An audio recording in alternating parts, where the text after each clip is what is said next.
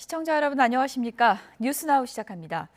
오세훈 서울시장의 직이 걸린 재판이죠. 여론조사 비용 대납 의혹 1심 선고가 오늘 오후 2시 열립니다. 100만 원 이상의 벌금형이 확정되면 시장직을 잃게 되는 만큼 재판부 판단에 관심이 쏠리고 있습니다. YTN 법조팀 연결해 보겠습니다. 안동준, 임예진 기자 나와주시죠.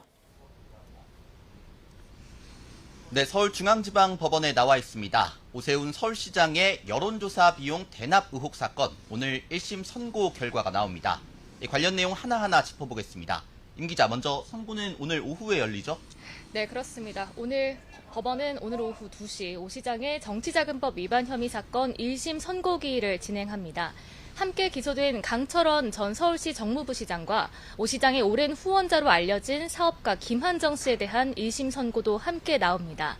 오 시장은 지난 2021년 서울시장 보궐선거를 앞두고 정치브로커 명태균 씨로부터 여론조사를 제공받고 김한정 씨에게 비용을 대납하게 한 혐의로 재판에 넘겨졌습니다.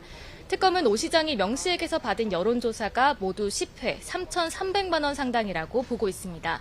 오늘 선고는 생방송이 아닌 녹화 중계될 예정인데요. 선고 직후 언론사의 녹화 영상이 제공되고 2, 3일 뒤에는 법원 유튜브를 통해서 일반에도 공개됩니다. 네, 오 시장의 이번 여론조사 의혹, 이른바 명태균 게이트가 시작점이었습니다.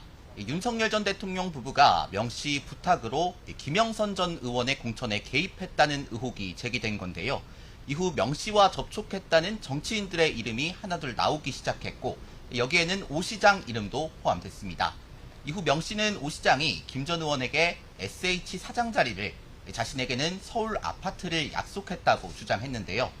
또 오 시장이 당시 당내 경선 후보였던 나경원 의원을 이기는 여론조사가 필요하다며 울면서 전화를 했다는 등 폭로를 이어갔습니다. 이후 검찰을 시작으로 김건희 특검이 수사를 이어받았고 지난해 12월 오 시장을 재판에 넘겼습니다. 임 기자, 이 명 씨 폭로에 대해서 오세훈 시장의 반박도 만만치 않았죠? 네, 그렇습니다. 오 시장은 의혹이 처음 제기됐을 때부터 일관되게 사실이 아니라고 부인해 왔습니다. 특히 명 씨의 폭로에 대해서는 상식 밖이라거나 소설 같은 표현을 써가며 강한 어조로 반박했는데요. 관련 의혹에 대한 수사를 촉구하면서 결백에 대한 자신감을 드러내기도 했습니다. 재판 과정에서는 김한정 씨가 명 씨에게 돈을 준 사실을 몰랐다고 주장했고 최후 진술에서도 자신이 바란 적 없는 돈을 명 씨에게 지급한 건 용납되지 않는다며 끝까지 혐의를 부인했습니다. 또 선거 시기에 맞춘 정치에 종속된 검사들의 비양심적이고 부도덕한 기소라면서 민중기 특검팀을 강하게 비판하기도 했습니다. 네, 오 시장의 이번 선고, 김건희 특검팀이 기소한 명태균 여론조사 사건 가운데 네 번째 재판부 판단입니다. 가장 먼저 재판을 받은 김건희 씨는 1심과 2심에서 모두 관련 혐의가 무죄로 판단됐는데요. 특히 1심 재판부는 명 씨가 망상적인 사람으로 보인다면서 진술 신빙성에 대해 의문을 제기하기도 했습니다.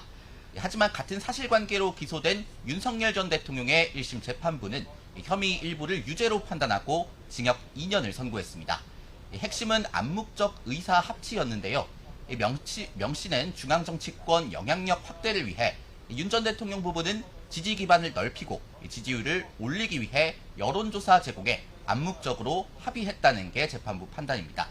임 기자, 오 시장 사건은 앞선 윤 전 대통령 부부 사건과는 좀 차이점이 있죠? 네, 법리적으로 다른 부분이 있는데요. 윤 전 대통령 부부는 무상으로, 오 시장은 제3자를 통해 비용을 대납해 명 씨에게 여론조사를 받았다는 점에서 공소사실의 차이가 있습니다. 여론조사 제공의 대가성 입증이 쉽지 않았던 윤 전 대통령 부부 재판과 달리 오 시장 사건에서는 명 씨에게 돈이 건너간 정황이 드러나 있는 상황입니다. 이 특검도 이를 토대로 혐의 입증을 자신하고 있는데요. 다만 오 시장은 김한정 씨에게 비용 대납을 지시하거나 정식 계약서도 없다며 반박하고 있는데 윤 전 대통령 1심에 나온 암묵적 의사합치라는 판단은 여전히 변수가 될 가능성으로 남아 있습니다. 네, 이번 사건 재판은 오 시장의 서울시장직이 달려있기도 합니다. 오 시장의 혐의는 정치자금법 위반인데요. 정치자금법 위반죄가 인정돼 법원에서 100만 원 이상 벌금형이나 징역형이 확정되면 시장직을 잃게 됩니다. 물론 오늘 선고는 1심이고 이 판결이 대법원에서 확정될 경우에 해당합니다. 하지만 1심에서 유죄가 선고될 경우 사법 리스크가 커질 수 있는 만큼 결과가 더 주목됩니다. 앞서 결심 공판에서 특검은 오 시장에게 징역 1년 6개월과 추징금 3,300만 원을 구형했습니다. 네, 앞서 말씀드린 대로 오 시장 1심 선고 오후 2시에 시작됩니다. 계속해서 법정 소식 더 자세히 전해드리겠습니다. 지금까지 서울중앙지방법원이었습니다. 네, 김건희 씨는 관저 공사업체 선정특혜 의혹과 관련해서 종합특검의 조사를 받고 있습니다. 특검은 조사에 앞서 질문지 150쪽을 준비했는데요. 김 씨 측은 혐의를 전면 부인하고 있는 것으로 알려졌습니다. 취재기자 연결해서 내용 들어보겠습니다. 우종훈 기자, 지금 조사 계속 진행되고 있는 건가요?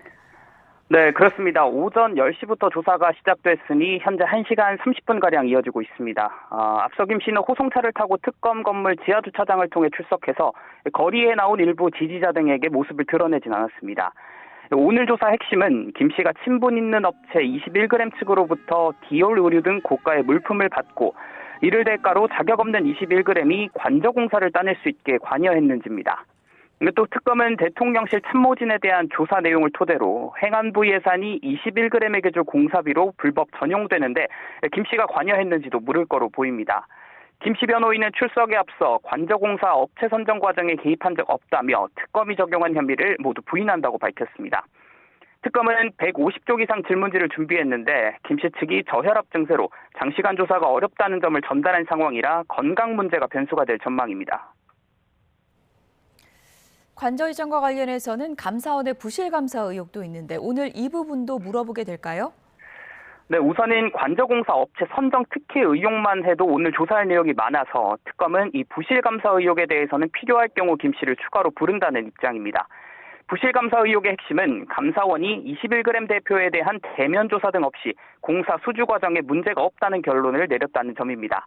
특검은 지난 2013년 대통령 비서실 관계자가 유병호 전 감사원 사무총장에게 서면 조사를 요청한 정황을 포착하고 수사 중인데요. 결국 부실감사 의혹 수사의 칼끝도 정점인 윤석열 전 대통령과 김건희 씨 지시에 따른 건지로 향할 수밖에 없어 보입니다. 이외에도 참고인 신분으로 알려졌지만 특검은 검찰의 도이치모터스 수사무마 의혹도 김 씨에 대한 조사가 필요하다는 입장이라 추가 소환 가능성이 있는 상황입니다. 지금까지 사회부에서 전해드렸습니다. 네, 장유기 사건의 부실 수사 의혹과 관련해서 검찰과 경찰 특별수사단이 경찰청 국가수사본부를 동시에 압수수색하며 수사를 윗선으로 확대하고 있습니다. 부실 수사의 책임자로 지목된 전 광산경찰서 형사과장 구속영장이 기각되면서 수사 지휘를 놓고서도 진실 공방이 과열되고 있습니다. 취재기자 연결합니다. 오선열 기자. 검찰과 경찰이 동시에 국수본 강제 수사 이어가고 있는데요. 경찰의 윗선 수사 지금 속도가 나고 있는 건가요? 네, 검찰과 경찰이 장윤기 사건의 부실 수사 의혹을 규명하기 위해 가장 윗선인 경찰청 국가수사본부에 대한 강제 수사에 나섰습니다. 경찰 특별수사단은 어제 오전부터 16시간이 넘는 고강도 압수수색을 진행했고 광주지검 역시 국수본을 상대로 내부 보고서와 전자자료 등을 대거 확보했습니다. 검찰은 오늘 오전 10시쯤 국가수사본부 강력계장 최모 경정을 참고인 신분으로 불러 조사하고 있는데요. 최 경정은 장윤기의 성범죄와 살인사건을 분리수사하는 과정에서 관여한 의혹을 받고 있습니다. 경찰 특별수사단도 광주경찰청 강력계장을 참고인으로 불러 분리수사 지침이 내려진 경위를 조사하고 있습니다. 하지만 핵심 피해자의 신병 확보에는 차질이 빚어졌습니다. 광주지방법원은 어제 밤늦게 직권남용과 직무유기 혐의로 광산경찰서 전 형사과장 A경장에 청구된 사전 구속영장을 기각했습니다. 법원은 현재까지 소명된 자료만으로 구속의 필요성을 인정하기 어렵다고 기각 사유를 밝혔는데요. 수사 부실의 1차 책임자로 지목된 A경정의 영장이 기각되면서 특별수사단의 윗선 수사에도 차질이 불가피해졌습니다. 네, 진실 공방도 벌어지고 있는 것 같습니다. 구속을 면한 경정 측과 일선 경찰들은 국수본 지시 때문에 수사가 분리됐다 이렇게 이제 주장을 하는 것 같고 반면에 국수본에서는 정당한 절차였다 이렇게 맞서고 있는 거죠. 네, 사건 당시 광산경찰서 일선 수사진과 A경정 측은 장윤기의 과거 성폭행 사건과 이번 살인 사건을 병합 수사하겠다고 상부에 3차례나 건의했지만 국수본이 이를 막았다고 주장하고 있습니다. 살인 사건과 성범죄를 합쳐 강간 목적 살인 혐의를 입증하려 했으나 국수본이 사건을 분리해 여성 청소년과로 넘기라는 지침을 내려 어쩔 수 없이 단순 살인 혐의로 송치할 수밖에 없었던 겁니다. 반면 국수본 측은 의도적인 수사 축소는 없었다며 강력히 반박했습니다. 국수본 관계자는 구속기간 제한이 있는 살인사건 송치 시점 내에 다른 성폭력 사건까지 입증해 한꺼번에 넘기기 어렵다고 판단했다고 해명했습니다. 그러면서 수사의 완결성을 위해 성폭력 사건은 전담 부서인 여청과가 수사하되 기록을 첨부하도록 한 통합수사 절차였을 뿐 단순 살인죄 적용을 지시한 적은 전혀 없다며 정면으로 맞서고 있습니다. 양측의 주장이 완전히 엇갈리는 만큼 검경은 확보한 국수본 압수물 분석을 마치는 대로 당시 수사 지휘라인 관계자들을 불러 분리수사 지시의 실제 의도와 위법성 여부를 집중 조사할 방침입니다. 지금까지 전남 광주본부에서 YTN 오설입니다. 장맛비가 소강 상태를 보이는 남부와 제주, 영동 지역에는 찜통더위가 기승입니다. 폭염특보가 내려진 가운데 한낮 체감온도가 35도 안팎까지 오를 것으로 보입니다. 취재기자 연결합니다. 송세혁 기자. 네, 강릉 경포 해수욕장에 나와 있습니다. 네, 그것도 많이 덥습니까? 네, 이곳 강릉의 현재 체감 온도는 벌써 30도를 넘었습니다. 습도 역시 80%를 웃돌고 있는데요. 바닷바람이 간간히 불고 있지만 습도가 높은 탓에 후덥지근한 날씨가 이어지고 있습니다. 피서객들은 이른 시각부터 바닷물에 뛰어들며 무더위를 식히고 있습니다. 강원 동해와 삼척 평지에는 폭염 경보가, 강릉 평지와 삼척 산지에는 폭염주의보가 내려진 상태입니다. 삼척 평지에는 열대야 주의보도 발효 중입니다. 오늘 낮 최고 기온은 삼척과 동해 34도, 강릉 33도까지 오르겠습니다. 강원 동해안 지역에는 5에서 30mm의 비도 예보됐습니다. 비가 내릴 때는 기온이 잠시 내려가겠지만 습도가 높은 데다 낮 기온까지 올라 무더위는 계속되겠습니다. 실외 작업장과 논밭, 도로에서는 관측 기온보다 체감 온도가 더 높을 수 있습니다. 지난 20일까지 발생한 전국 온열 질환자는 1000명을 넘었고 이 가운데 4명이 숨졌습니다. 기상청은 한낮 야외 활동을 줄이고 물을 자주 마시며 충분히 쉬어야 한다고 당부했습니다. 지금까지 강릉 경포 해수욕장에서 YTN 송세혁입니다. 찜통더위 속에 오늘도 장마는 지역마다 다른 표정입니다. 그야말로 도깨비 장마인데요. 중부지방은 강한 비가 더 내릴 수 있겠고 습식 사우나 같은 더위도 계속된다는 전망입니다. 취재기자 연결해서 자세한 내용 알아보겠습니다. 정혜용 기자, 이 날씨가 변덕스러운데 오늘도 새벽에는 일부 지역에서 극한호우가 내렸죠? 네, 그렇습니다. 올해는 장맛비가 넓은 지역이 아닌 좁은 지역에 단시간에 집중되는 경향을 보이고 있습니다. 오늘 새벽 3시 반쯤 충남 아산에 시간당 60mm에 달하는 극한 호우가 쏟아지면서 호우 긴급 재난 문자가 발송됐고요. 이곳에 오전에만 비가 125mm나 내렸습니다. 특히 같은 시간 초속 15m를 넘는 돌풍에 낙뢰까지 겹치면서 요란한 강한 비가 집중됐는데요. 이로 인해 침수와 나무 쓰러짐 등의 피해가 발생했습니다. 지금도 서해상에서 다시 돌풍과 벼락, 낙뢰를 동반한 비구름대가 유입이 되고 있어서 충남 북부 서해안과 경기 남부, 또 서울 서남권을 중심으로 빗줄기가 강해지고 있습니다. 오늘 중부지방은 시간당 20에서 30mm의 요란한 비가 내릴 수 있어서 주의가 필요합니다. 네, 오늘 내륙에는 최고 60mm까지 비가 더 내리겠고요. 당분간 내렸다 그치기를 반복하면서 이어지겠습니다. 특히 좁은 지역에 짧은 시간 강하게 내리면서 지역마다 강수 편차가 크게 날 전망입니다. 이미 많은 비가 내린 상태여서 적은 비에도 호우 피해가 발생할 가능성이 큽니다. 산사태와 침수, 또 계곡이나 하천 인근에서는 보리 피해가 날 위험도 있습니다. 더위도 문제인데 오늘 남부뿐만 아니라 중부지방도 비상인 거죠? 네, 그렇습니다. 오늘은 전국에 장맛비가 내리지만 덥고 습한 사우나 같은 더위가 계속됩니다. 폭염특보와 열대야주의보가 이어지고 있는 남부지방은 한낮에 체감온도가 35도 이상 오르겠고 서울 등 중부지방 역시 습도가 높은 가운데 체감온도가 33도 안팎까지 치솟아 불쾌지수가 높아지겠습니다. 또 밤사이에도 서울 등 내륙에서는 체감온도가 28도 안팎, 특히 남해안에서는 30도에 육박하면서 초열대야 수준의 밤 더위가 예상됩니다. 이번 주 내내 비가 내렸다 그치기를 반복하는 가운데 비와 더위가 함께 공존하면서 이른바 푹푹 찌는 도깨비 장마가 계속되겠습니다. 주변 시설물 관리는 물론 온열 질환과 식중독 등에 걸리지 않도록 건강 관리가 중요합니다. 지금까지 과학기상부에서 YTN 정혜윤입니다. 여름 휴가철이 본격적으로 시작되는 이번 주말부터 다음 달 10일까지 하루 평균 614만 명이 이동할 전망입니다. 고속도로 통행량이 하루 평균 543만 대로 예상이 되는데 서울과 부산 사이 최대 소요 시간은 6시간을 넘길 것으로 보입니다. 취재기자 연결합니다. 정현호 기자, 이번 휴가철 언제 사람이 가장 몰립니까? 네, 한국교통연구원에서 1만 명을 상대로 모바일 설문조사를 진행했는데요. 일단 응답자 51.5%가 휴가를 갈 계획이라고 답변했습니다. 출발 예정일을 보면 이번 주 토요일인 25일부터 오는 31일 금요일 사이라는 답변이 16.1%로 제일 많았습니다.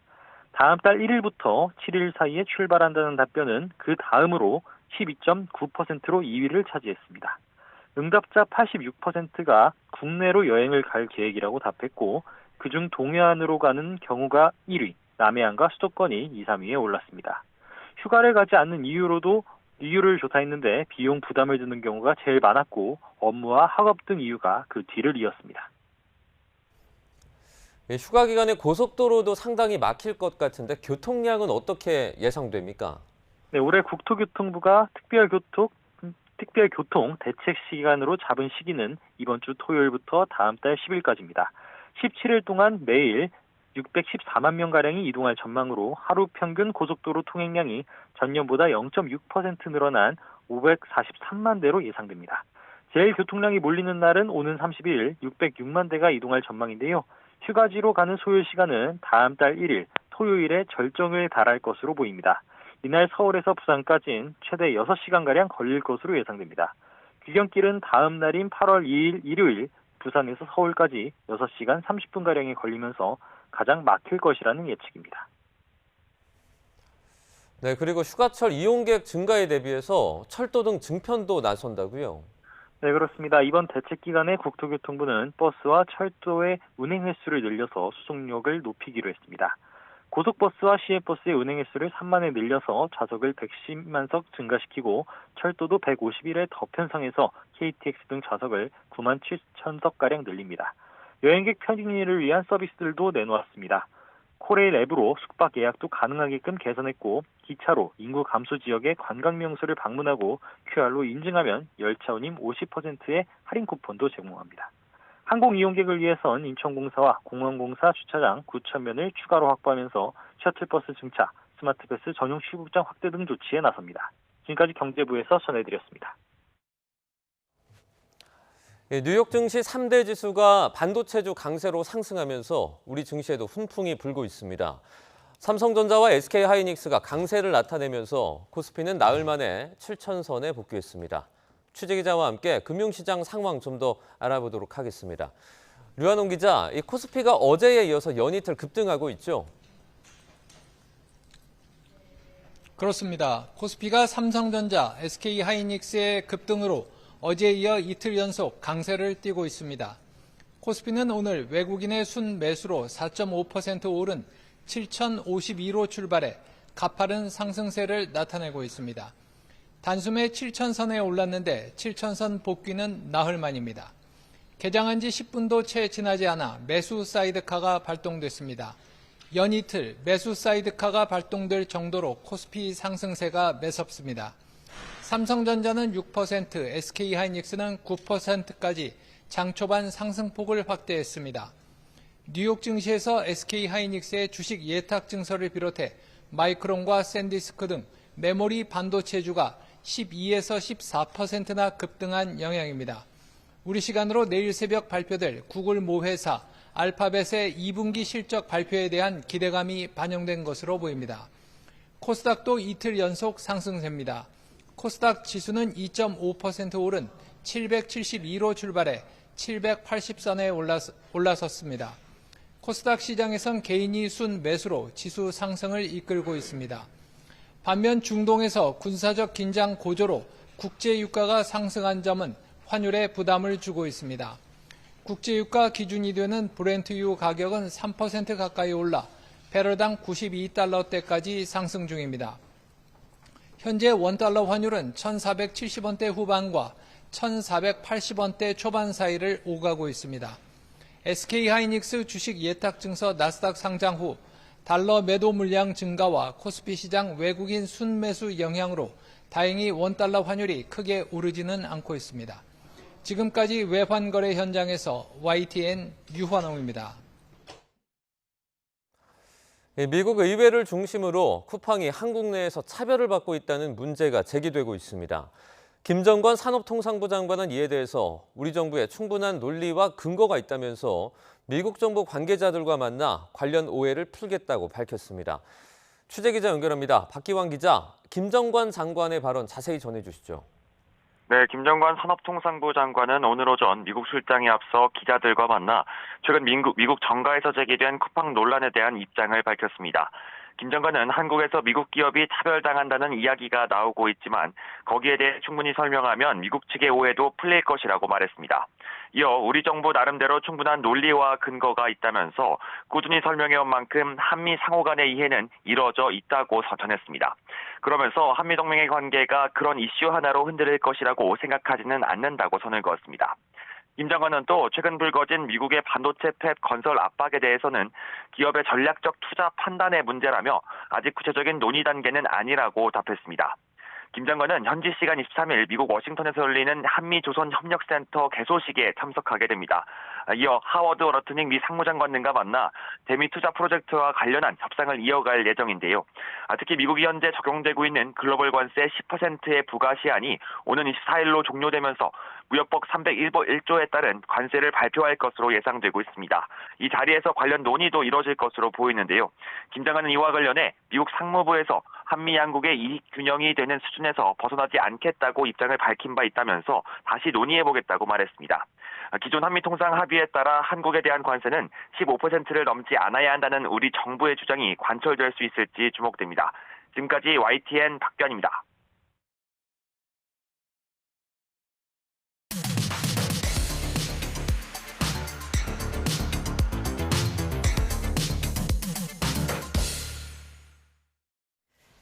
네, 각이 살아있는 정치평론 시사정각 시작하겠습니다. 오늘 정치권의 맥을 짚어줄 두 분을 모셨습니다. 서용주 맥 정치사회 연구소장, 국민의힘 우재준 청년 최고위원 나오셨습니다. 어서 오세요. 네, 안녕하십니까. 유시민 작가의 난타전이 계속되고 있습니다. 어제는 어떤 발언을 했는지 먼저 듣고 오겠습니다. 뉴 이재명 이런 거 있잖아요. 네. 그들이 하는 모든 행동, 이런 것들이 친명들이 벌이는 난동이 아니고 대통령과 그 대통령을 우리가 잘 알지 못하는 어떤 참모들이 기획해서 시작한 거다. 뉴 이재명 세력의 수장은 이현주나 이런 사람이 아니고 이재명 대통령일 가능성이 높다. 어떤 비판도 가하지 않고 어떤 제한도 두지 않고 내버려두면 모든 어물전은 다 썩은 내를 풍기게 돼 있어요. 이거 그냥 비린내가 아니에요. 좀 이상해요. 라고 누군가는 후각이 예민한 사람이 말을 해야죠. 네. 서영주 소장님, 네. 오늘도 민주당 전당대회 맥을 좀 잘 짚어주시죠. 유시민 작가가 뉴 이재명 세력의 수장은 이재명 대통령이다라고 이제 못 박아버렸습니다. 그러니까 뭐 진보 진영이나 민주당의 수장이 아니라 뉴 이재명의 수장이다. 뭐 이렇게까지 얘기했는데 어떻게 받아들여야 될까요? 유시민 작가가 어디까지 가려고 작정을 했는지 모르겠어요. 참 걱정이 큽니다. 예. 그래도 진보 진영에서 오랫동안 나름대로 물론 논란이 있었지만 참 옳은 말도 싸가지 없게 한다라는 걸로 비난을 받기도 했었지만 그래도 진보 진영 내에서는 기준을 잡아주고 어려울 때 뭔가 이 보수 진영과 대결을 벌여줬던 나름대로의 이제 그 좀 자산이다라고 평가받았던 분인데 스스로를 망가뜨리고 있는 느낌이에요. 첫 번째, 뉴 이재명의 뒷배가 이재명 대통령이다. 이재명 대통령이 기획했다는 거잖아요. 수장이라는 건. 대통령이 그렇게 한가하지 않습니다. 대통령이 지금 나란 일하기도 바빠 죽겠는데 잠을 못 잘 정도로 하는데 무슨 뉴 이재명을 기획을 해서 이걸 했다.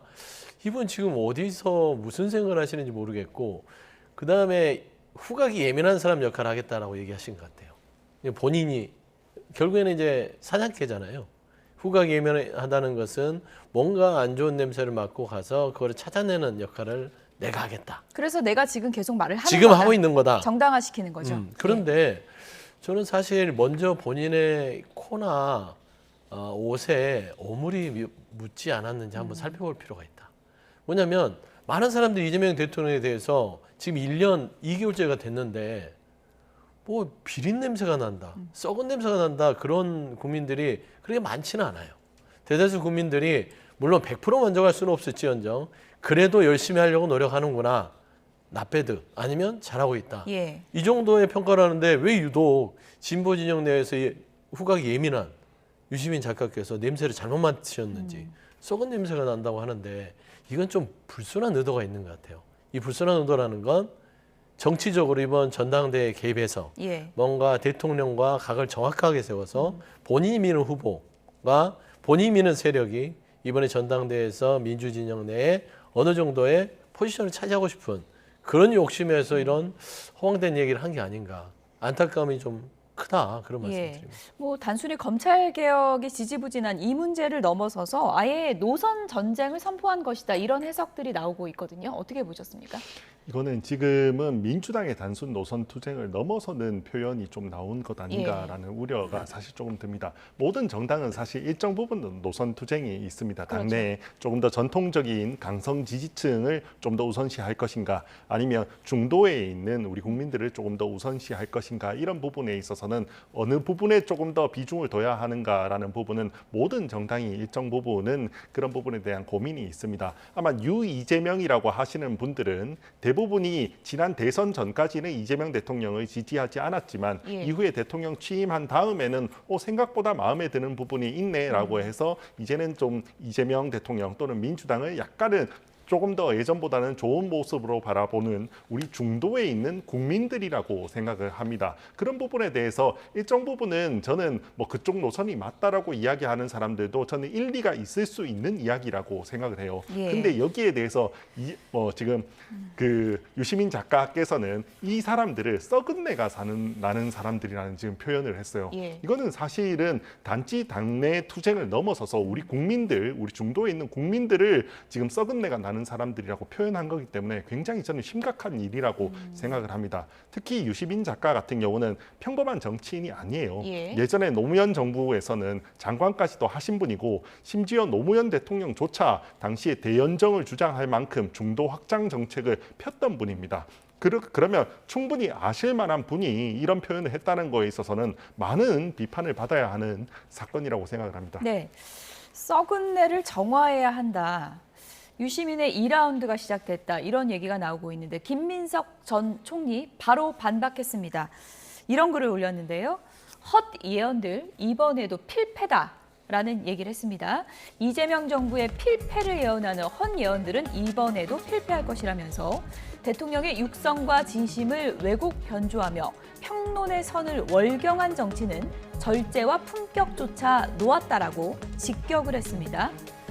이런 표현도 썼네요. 껍데기들은 갈 것이다. 크게 보면 김지하처럼 조순처럼 또 이낙연처럼 하나의 지식인 변침일 뿐이다. 다른 모든 껍데기들도 갈 것이다. 김민석 전 총리가 말을 아끼다가 최근에 공세 수위를 높이고 있습니다. 이것은 동지의 언어가 아니다.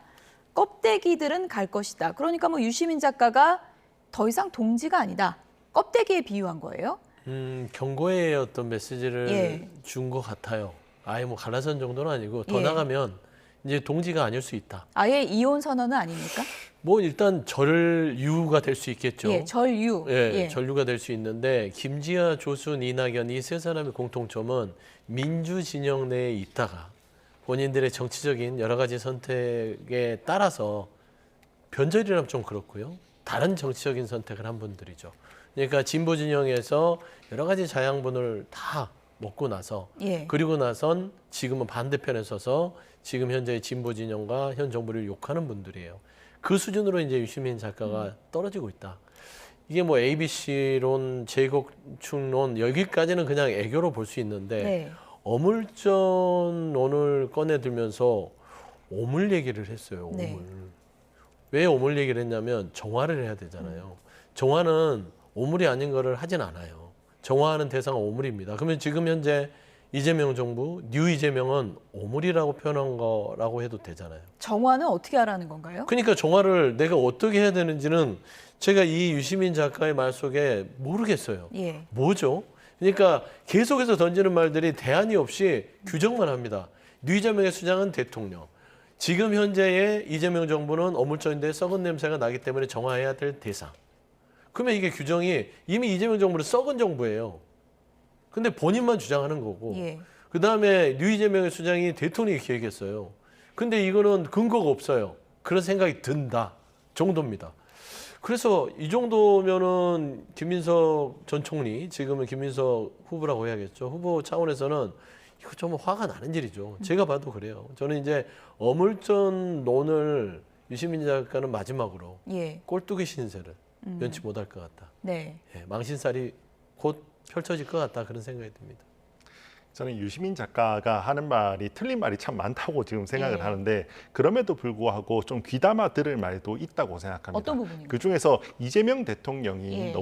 너무나도 많이 지금 민주당 전당대회에 개입하고 있는 것 아닌가라고 하는 부분은 저는 이 부분은 우리가 일리가 있는 부분이라고 생각합니다. 지금 우리 그 국민의힘한테는 지금 전에 윤석열 대통령이 어떻게 당에 개입을 했는지 공천에 개입을 했는지 이런 것들을 막 비판하면서 온갖 특검을 다해서 온갖 수사를 다 하고 그렇게 하고 있습니다. 그러면서 동시에 사실 이재명 대통령은 누가 봐도 공공연하게 지금 민주당 전당대회에 관여하고 있어요. 이른바 이거는 명픽 얘기하시는 건가요? 맞습니다. 예. 누가 아마 국민들께서 모두 알고 있을 겁니다. 누가 이재명 대통령이 지금 픽한 후보고 아닌지는 모두가 알고 있을 정도일 겁니다. 그러면 이런 이중잣대 그리고 정당 민주주의에 대한 이재명 대통령의 인식 이런 부분들은 분명히 일정 부분 문제가 있을 수 있고 그런 부분에 있어서 이재명 대통령도 결국 그 노선으로 가면 실패할 수 있다. 이런 부분은 귀담아 들을 수 있는 부분이라고 생각합니다. 어쨌든 김영배 의원이 오늘 언론 인터뷰에서 이런 얘기를 했더라고요. 젊은 온라인 당원들 얘기를 해보면 유시민 작가의 발언 같은 것이 좀 공감하는 분들이 적지 않는 것 같다. 그래서 전당대회 표심에 지금 영향을 주고 있는 건 사실이다라고 인정을 했거든요. 어떻게 분석하세요? 그러니까 이제 이 유시민 작가의 말을 귀담아 들을 부분이 있다라는 측면에선 그런 의견이 아예 없는 건 아니에요. 하지만 중요한 것은 그런 의견들을 들었으면 유시민 작가는 대안을 제시해야 되고 나름대로 굳이 규정을 하면서 이 정권은 썩었다. 썩은 냄새가 진동할 가능성이 크다라고 얘기해서는 안 되죠. 류이재명의 수장이 대통령이라고 얘기해서도 안 되죠. 규정을 하면 안 돼요. 그런 의견들이 일부 젊은 층에는 있을 수 있다고 저는 충분히 본다니까요. 그거를 현 정부는 귀담아서 그리고 공감하고 문제점이 있다면 그거를 해소하기 위해서 노력해야 되는 것들. 그건 각종 정부에서 당연히 있어야 될 일입니다. 다만 지금 문제가 되는 거는 왜 유시민 작가가 이렇게 참전을 해버렸느냐. 이게 문제죠. 그러니까 표심에 어디에 문제가 있어요. 대통령의 지지율 문제가 있는 게 아니라 전당대회 표심에 문제가 있다. 이거잖아요. 저는 사실 유시민 작가가 이같이 조금은 해괴한 이런 생각들을 하는 것들이 저는 잘못된 썩은 냄새가 있는 이 냉동창고, 썩은 생선들이 냉동창고에 너무 오래 있지 않았냐. 저는 그거를 이제 특정 민심의 게시판이라고 하는 그 딴지 게시판으로 저는 생각해요. 거기는 본인들이 옳다고 생각하는 확증 편향들을 가진 사람들이 모인 장소라고 저는 개인적으로 생각해요. 그러니까 대통령이 잘못됐다고 얘기할 수 있지만 거기는 대통령이 잘못되지 않았다고 의견을 낼 수 없는 곳이잖아요. 그런 데가 저는 썩은 냄새가 진동할 수 있는 어물전이라고 생각합니다. 그래서 저는 그런 공론의 장이 마련되지 않는 곳에서 저는 유시민 작가께서 나오셔서 저는 여기에서 본인이 촉법, 용역 그리고 어물전에 썩은 냄새가 난다고 하는 그 대상들과 저는 좀 토론했으면 좋겠어요. 이래 숨어서 뒤에서 좀 그래도 한때 잘 나가시던 분이 뒤에서 좀 이렇게 저격하지 말고 젊은 평론가들 아니면은 그 본인이 지적하는 용역, 촉법, 류이재명 좀 YTN이라고 나와서 좀 TV 토론회도 해서 한번 풀어봐라.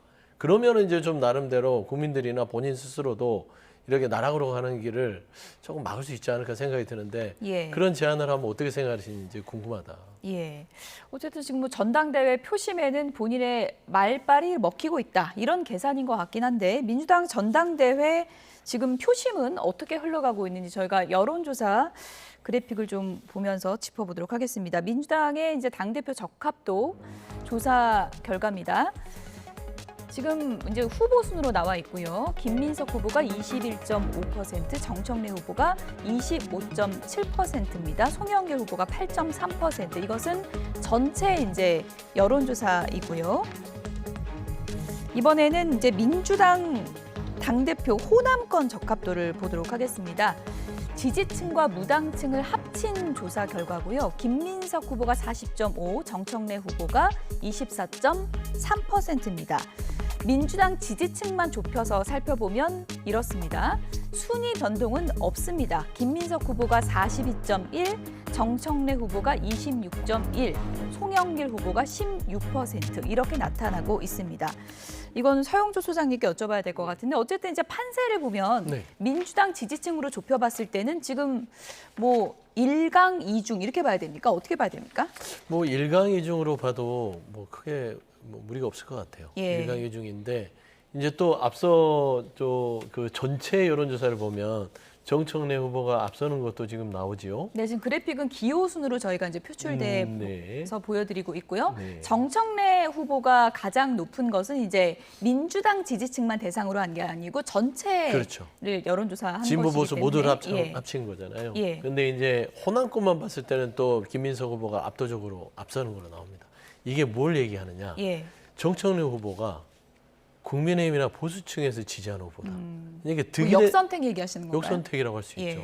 사실상 정청래 후보가 돼야만 민주당이 더 혼란스럽고 우리에게 이득이 된다라는 판단 하에 저는 정청래 후보를 선택하는 보수층이 많았을 것이다.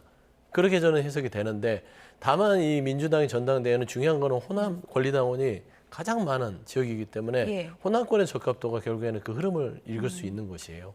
그래서 보면은 1강 2중 구도로 계속해서 이제 흐름을 갖고 가기 때문에 네. 앞서 유시민 작가가 뭐 여러 가지 얘기를 한다 손 치더라도 크게 표에는 어느 영향이 없을 거라고 제가 생각이 전 들고 대표심에 큰 변수는 안 된다. 저도 그렇게 예. 봐요. 그리고 전체를 보더라도 양자는 모르지만 3자로 합을 했을 때는 또 정청래 대표가 압도적으로 이기지는 않습니다. 김민석, 송영길 합해버리면 정청래 후보가 예. 뭐 국민의힘이나 중도층에서 선택했다 하더라도 또 앞서는 것으로 해석을 할 수가 없기 때문에 결코 이게 지금 뭐 정청래 후보가 두드러지는 그런 선거 양상은 아니다. 그래서 지금 김민석 후보의 이 일강 구도가 언제쯤 어떻게 변할지 그게 예. 이제 관전 포인트가 될 것 같습니다. 일단 뭐 여론조사 몇 개만 보고는 전체를 뭐 판단할 수 없지만 김민석 후보가 여론조사에서는 상당히 강세를 보이고 있는 상황인데 그런데 이제 김민석 전 총리가 최근에 이제 공격수를 자처하고 있습니다. 신천지 카드까지 꺼내 들었는데요. 어떤 내용인지 보시죠.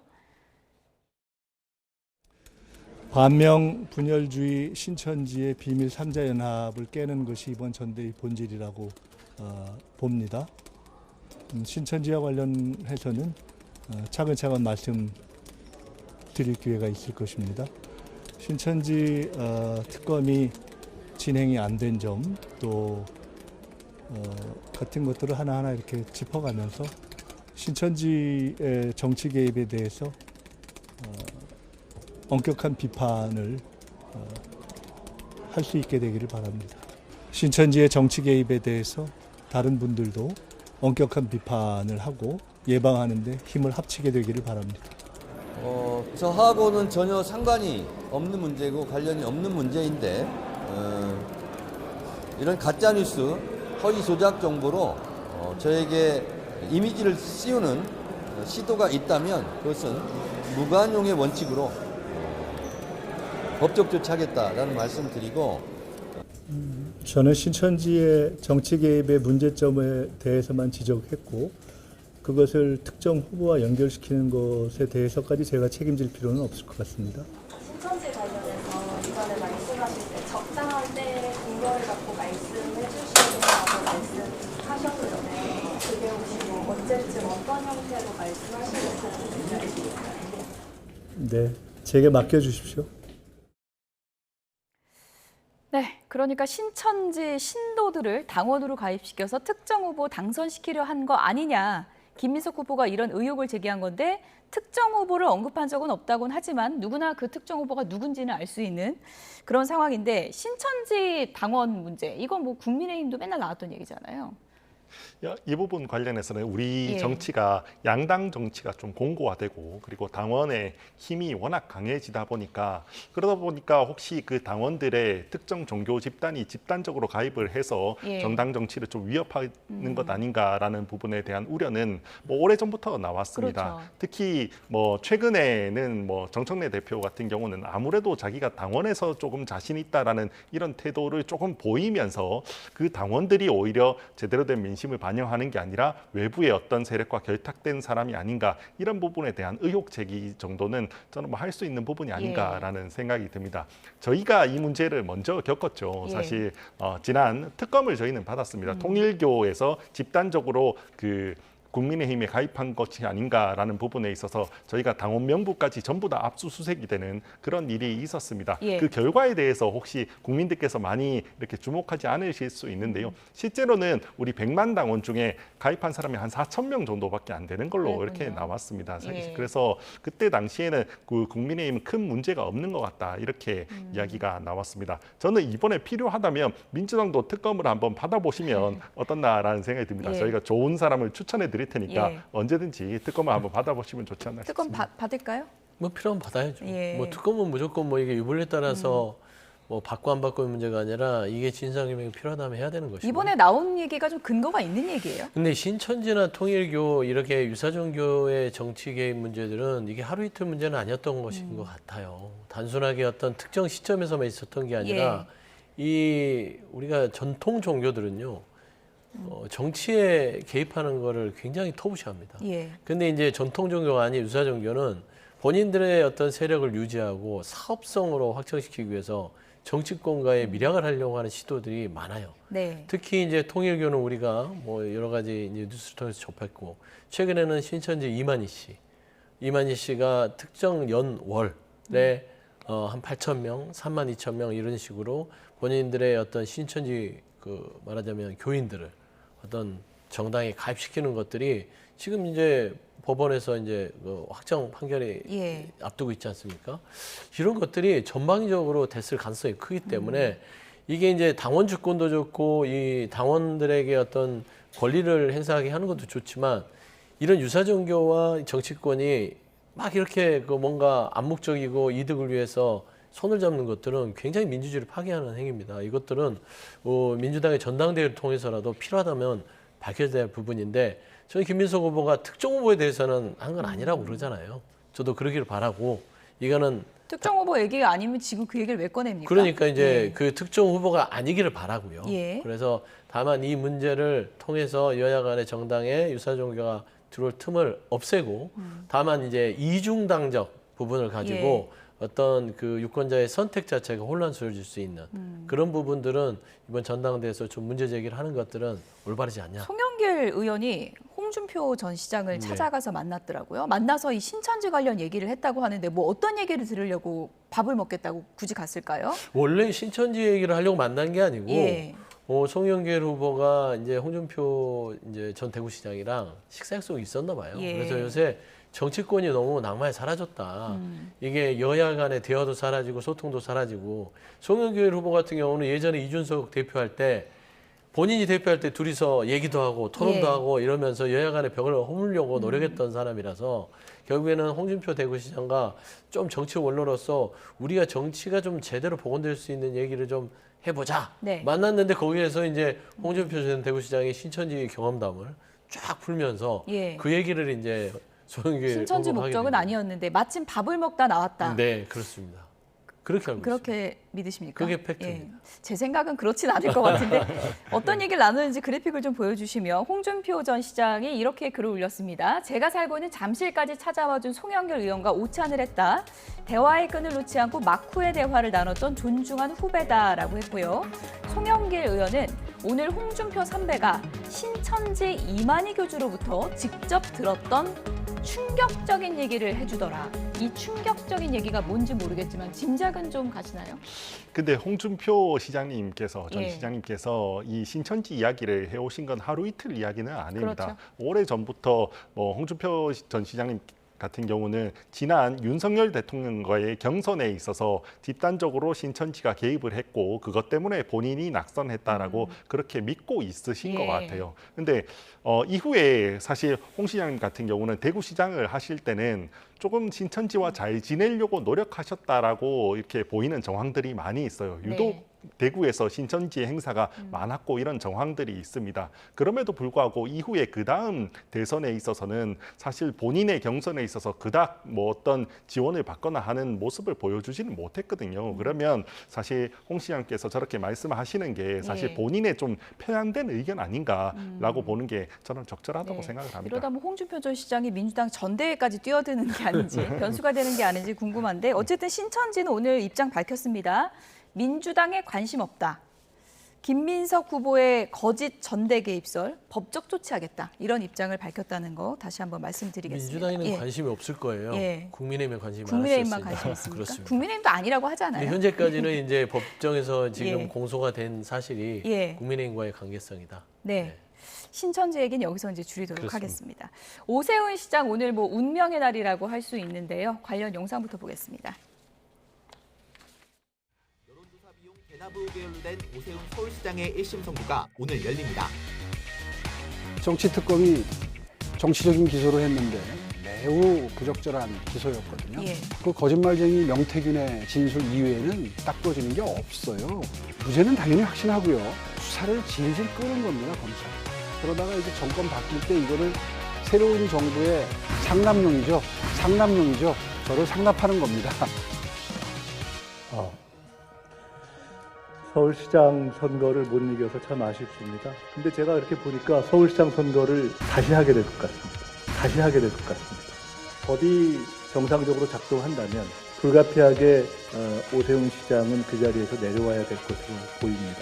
특검은 오 시장에게 징역 1년 6개월과 대납한 비용에 해당하는 추징금 3,300만 원을 구형했습니다. 이게 구조가 똑같지 않습니까? 윤석열, 김건희 부부가 정치 브로커를 통해서 홍준표 이제 후보 등과의 경선 과정에서 얻은 이익이 암묵적 합의가 있었다. 명확하게 유죄가 나와야 된다.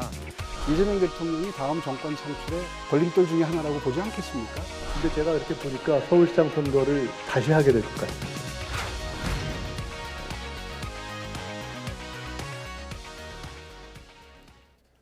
네, 서울시장 선거 다시 하게 될 것 같다. 김민석 전 총리가 확신에 찬 목소리로 얘기를 했거든요. 어떻게 보셨습니까? 뭐 그렇게 보기는 아직 좀 어렵지 않나라는 생각이 듭니다. 사실 이 혐의에 대해서 간단히 말씀을 드리면 결국 뭐 명태균이라는 사람이 여론조사를 해서 그거를 뭐 오세훈 시장에게 제공한 것 그리고 그 대가를 다른 사람으로부터 받은 것이 정치자금 우회로 받은 것 아닌가 이런 부분에 대한 의혹 제기인데요. 원래 여론조사라는 건 뭐 다양한 목적으로 다양한 사람들이 합니다. 그리고 그런 것들이 여러 가지로 전달되는 이런 일들은 흔한 이야기입니다. 그러면 조금 더 직접적으로 오세훈 시장님이 명태균 그 씨에게 어떤 조사를 요청을 했고 그걸 통해서 이득을 얻었다라는 부분이 나오지 않으면 이게 오세훈 시장님만을 위한 여론조사였다. 이런 부분들을 연결고리를 찾기는 쉽지 않을 거라고 봅니다. 특히 이 수사 같은 경우는 특검이 한 수사잖아요. 이 특검은 대부분의 주요한 증거나 그런 정황들이 있으면 거의 대부분 언론 브리핑을 다 했습니다. 그럼에도 불구하고 지금까지 직접적으로 오세훈 시장님이 어떤 부분을 요청을 했고 그다음에 오세훈 시장님한테 이 여론조사를 제공했다라는 부분에 대한 증거는 적어도 지금까지는 나온 게 없는 걸로 보여요. 그러면 오늘 뭐 재판에서 무조건 이게 유죄가 나온다 이렇게 확신하기는 어려운 상황 아닐까라고 생각합니다. 어쨌든 뭐 오세훈 시장은 오락가락하는 명태균 진술밖에는 증거가 없다 이렇게 주장하고 있는데 오늘 오후 2시에 나옵니다. 이게 경우에 따라서는 시장직을 이제 유지하는 상당히 좀 부담이 되는 시나리오도 있을 수 있는 거 아닙니까? 그렇죠. 이제 검찰 구형이 조금 과중해요. 1년 6개월. 그러면 1년 6개월이면 여기에서 무죄를 받지 않으면 시장직을 유지할 만한 선고형이 나올 수 있을까? 저는 안 나올 거라고 봐요. 그럼 결국에는 무죄를 받아야 됩니다. 그럼 무죄를 받을 확률이 얼마나 될까? 낮을 거라고 보는 거죠. 그래서 저는 사실상 여론조사 비용을 대납을 그 후원장이 김한정 씨가 한 건데 김한정 씨와 오세훈 시장과의 관계 이런 부분들을 재판부가 좀 볼 것 같아요. 이게 암묵적 합의나 동의가 충분히 이루어질 만한 관계인가. 지금 지난번에 그 윤석열과의 김건희, 윤석열 이 두 사람과의 관계에 있어서 윤석열에 대해서 유죄를 낸 것도 김건희 씨랑 뭐 명태균, 윤석열 이 세 사람과의 관계 속에서 예. 부부간에는 암묵적 합의가 있을 수 있는 거 아니냐. 이런 모든 것들을 정치적 이득과 대가를 바라고 했던 것을 예. 알고 있었다라는 것들이 유죄의 취지였기 때문에 저는 그 암묵적 합의와 동의에 대한 것들이 재판부에서 인정이 된다면 저는 시장직을 유지할 수는 없는 그런 선고형이 예상이 된다. 그게 좀 예. 합리적이지 않을까. 무죄가 나오는 게 더 이례적이다. 저는 예. 그렇게 좀 판단이 됩니다. 그러니까 시장직 유지에도 오늘 굉장히 중요한 변수지만 오세훈 시장이 대권 가도에도 굉장히 중요한 변수가 되는 날이겠네요. 그렇습니다. 예, 오세훈 시장이 최근에 당의 중진들과 연쇄이동을 합니다. 어제 윤상현 의원도 만났고요. 보수 재편의 이제 역할을 찾고 있다. 본인으로서는 지금 뭐 동력을 좀 얻을 그런 구심점을 찾고 있다. 이런 분석들이 나오더라고요. 그렇죠. 오세훈 시장님 같은 경우는 지난 지방선거에서 많은 사람들이 정말 어려운 선거일 거라고 그 이야기했음에도 불구하고 시민들의 선택을 받아서 이렇게 당선이 됐습니다. 예. 역대 최초의 5선 서울시장이죠. 그리고 서울을 정말 전 세계적인 도시로 이렇게 만든 장본이기도 합니다. 그렇기 때문에 많은 국민들의 기대를 받고 있는 건 사실입니다. 특히 지금은 우리 보수 정당이 아무래도 조금 많이 취약해지면서 그러면서 더 거기에 대비돼서 오세훈 시장님이 많은 기대를 받고 있는 게 사실입니다. 오늘 이 선고가 아마 오세훈 시장님한테는 아주 중요한 분기점이 될 수 그러니까요. 있지 않을까라고 생각을 합니다. 예, 오세훈 시장이 얼마 전에 국민의힘 의원들과 만난 자리에서는 이제 당 대표제를 아예 없애자 이런 얘기를 할 정도로 지금 장동혁 대표와는 각이 서 있는 상황이고 또 우리 이제 우재준 청년 최고위원도 지도부 사퇴하자 네. 이런 얘기를 한 지가 이제 꽤 됐잖아요. 장동혁 대표가 지금 버티기 전략으로 나가고 있는데 이러다가 국민의힘의 최장수 대표가 될 것 같다 이런 전망까지 나오고 있더라고요.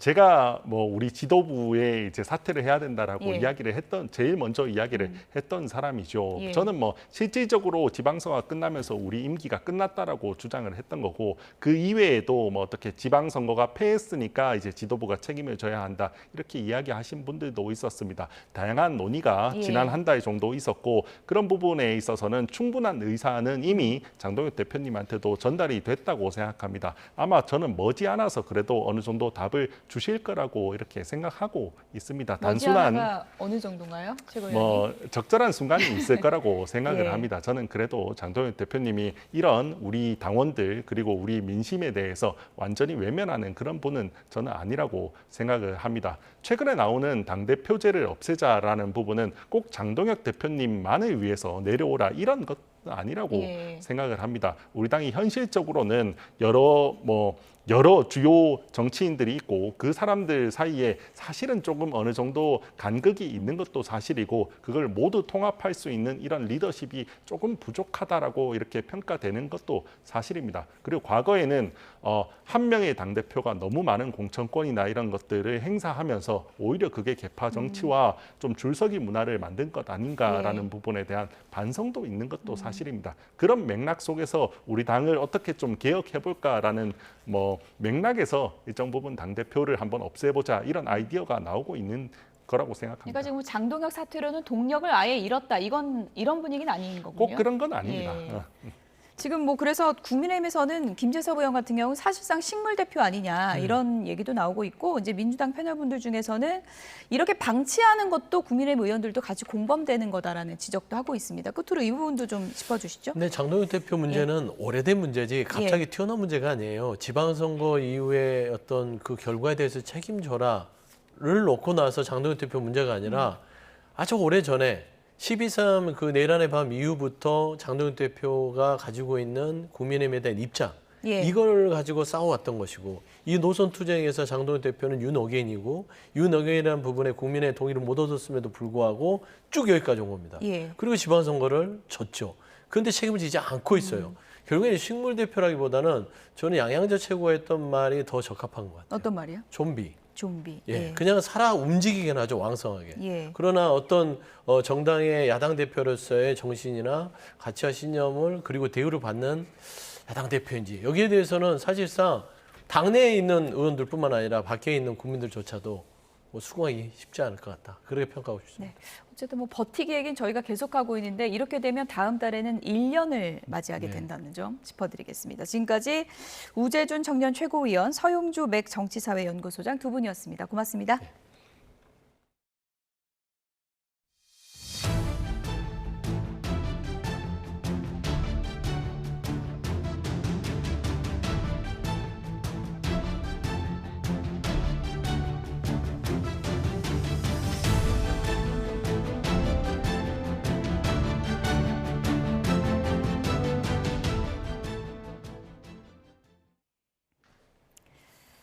네, 인천 쿠팡 물류센터 화재 61시간 만에 초진됐지만 건물 내부 진입이 어려워서 사흘째 잔불을 끄는 작업이 이어지고 있습니다. 인근 대피소로 몸을 피한 주민 200여 명도 아직 집에 돌아가지를 못했는데요. 현장 취재기자 연결해서 알아보겠습니다. 김희영 기자. 네, 인천 쿠팡 물류센터 화재 현장입니다. 네, 현장에서 어떤 작업이 이뤄지고 있습니까? 네, 지금 이곳에 비가 오고 있지만 여전히 건물 상층부에서는 하얀 연기가 뿜어져 나오고 있습니다. 건물 앞에는 고가 차량 여러 대가 세워져 있고 계속 물을 뿌리는 모습입니다. 다만 불이 났던 6층과 7층에는 아직 소방대원이 진입하지 못하고 있는데요. 소방당국은 잔열과 짙은 연기, 붕괴 우려로 아직 내부로 들어가지는 못했다며 건물이 안정화될 때까지는 바깥에서 물을 뿌리는 작업을 이어갈 계획이라고 설명했습니다. 앞서 지난 18일 새벽 인천 쿠팡 물류센터 6층에서 불이 나 7층으로 번졌습니다. 61시간 만인 그제 저녁 8시쯤 초진이 되면서 국가소방동원령이 부분 해제돼 일부 장비가 철수한 데 이어 대응 단계도 1단계로 하향됐습니다. 다만 내부 적재물에 남은 불씨가 없는지까지 확인해야 하는 만큼 완진까지는 시간이 더 걸릴 것으로 보입니다. 네, 큰 불길은 잡았는데 아직도 임시 대피소에 머무는 주민들이 있다고요? 네, 오늘 오전 10시 기준 132세대 205명이 인근 학교 3곳에 마련된 임시 대피소에 머물고 있습니다. 대부분 연기 냄새나 집안 그을음 피해로 대피소에 남아있는 것으로 전해졌습니다. 앞서 지난 19일 밤 물류센터 116m 반경에 대피령이 내려졌는데 불길이 잡히면서 하루 만에 해제됐습니다. 인천 서해구청은 완진 여부 등 상황을 주시하면서 당분간 임시 대피소 운영을 이어갈 계획입니다. 네, 경찰 수사도 진행되죠? 네, 35명 규모로 꾸려진 인천경찰청 전담수사팀은 불이 꺼지는 대로 합동 감식 등 현장 수사를 진행할 예정입니다. 화재 원인과 불이 급격히 번진 이유를 규명하고 안전 규정을 위반한 경우가 있는지 살펴볼 방침입니다. 소방당국은 물류창고 내부에 3단 구조로 생활용품 등 가연물이 많이 쌓여 있어 높은 화재 하중과 강한 복사열로 방화 셔터가 녹아내렸다고 밝혔는데요. 이렇게 방화 구획이 무력화되다 보니 연소 확대 저지에 심각한 난항을 겪었다고 설명했습니다. 그런 만큼 물류센터의 구조적인 부분과 안전 설비에 문제는 없었는지 들여다볼 것으로 보입니다. 지금까지 인천 쿠팡 물류센터 화재 현장에서 YTN 김희영입니다. 딸을 살해하고 시신을 야산에 유기한 혐의로 기소된 30대 친모가 1심에서 징역 13년을 선고받았습니다. 법원은 범행을 무겁게 꾸짖었는데요. 다만 극심한 우울증을 오랜 기간 겪었다는 점을 양형에 참작했습니다. 신규혜 기자입니다. 아이 폭행하거나 방임한 겁니까? 어린 딸을 살해하고 그 사실을 6년 동안 숨긴 혐의로 재판을 받은 친모 A씨. 딸의 시신을 야산에 유기한 건 물론 초등학교 입학 연기를 신청한 채 각종 수당까지 받아간 것으로 조사됐는데 1심 재판부는 A씨에게 징역 13년을 선고했습니다. 재판부는 딸이 원치 않는 죽음을 맞이한 데다 죽은 뒤 최소한의 장례도 거치지 못했다며 중형 선고가 불가피하다고 강하게 질타했습니다. 다만 A씨가 우울증을 제대로 치료받지 못한 상황에서 어린 나이에 임신, 출산을 경험하며 충분한 정서적 지지를 받지 못한 것으로 보인다며 이미 17차례나 자살을 시도했던 A씨가 딸을 임신했던 시기 우울증이 더욱 극심해지며 범행에 이른 것으로 보이는 점 등을 참작했다고 밝혔습니다. A씨의 시신 은닉 범행에 가담한 혐의로 함께 기소된 전 남자친구 B씨에 대해서도 비슷한 부분이 고려됐습니다. 법원은 살인 범행이 발각되면 A씨가 극단적인 선택을 할 것을 염려해 B씨가 범행에 가담한 것으로 보이고 개인적인 이익을 얻으려 한 것도 아니었다며 징역 10개월을 선고했습니다.